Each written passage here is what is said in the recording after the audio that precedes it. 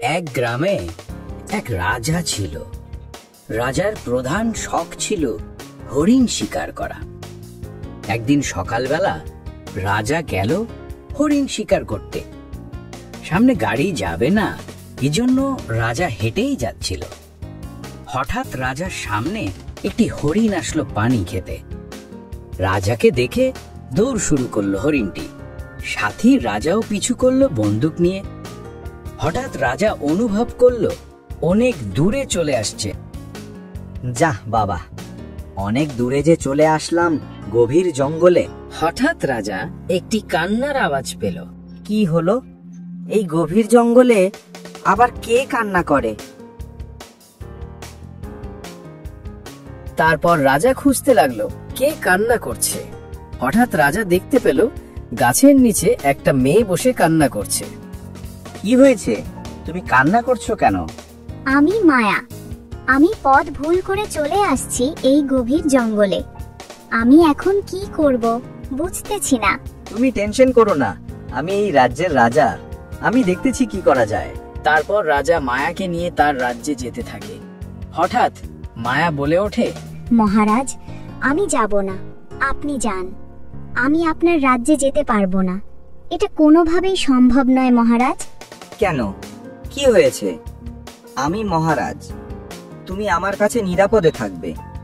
তুমি আমার রাজ্যে চলো, ভয় পেও না, কোনো সমস্যা নাই। ক্ষমা করবেন মহারাজ, এটা সম্ভব নয়।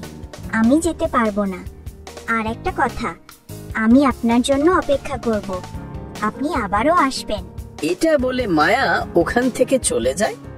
রাজা তার রাজ্যে ফিরে আসে এবং গভীর চিন্তা করতে থাকে। এত সুন্দর মেয়ে রাজা আগে কখনো দেখেনি। রাজা তাকে ভালোবেসে ফেলে। পরদিন সকালে রাজা আবারও ফিরে যায় জঙ্গলে মায়াকে দেখবার জন্য। আমি জানি তুমি এখানে থাকবে। তুমি কোথায় ছিলে রাতে, আর এখন আবার এই জঙ্গলে?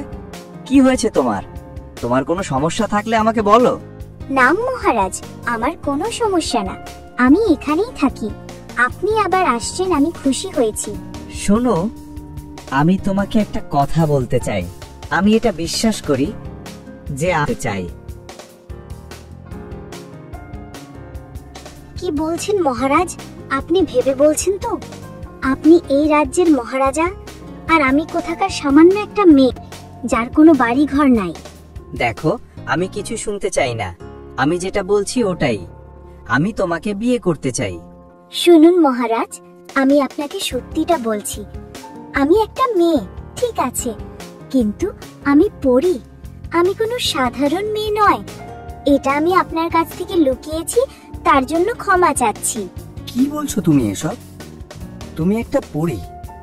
তাও সমস্যা নাই, কারণ আমি তোমাকে ভালোবেসে ফেলেছি। চলো আমরা বিয়ে করি। তারপর পরীও রাজি হয় এবং তারা বিয়ে করে। তারপর তারা সুখে শান্তিতে বসবাস করে। আমারে হারাইতে দিও না। আমি হারায়া গেলে আমার মতো কইরা তোমারে আর কেউ চাইবো না।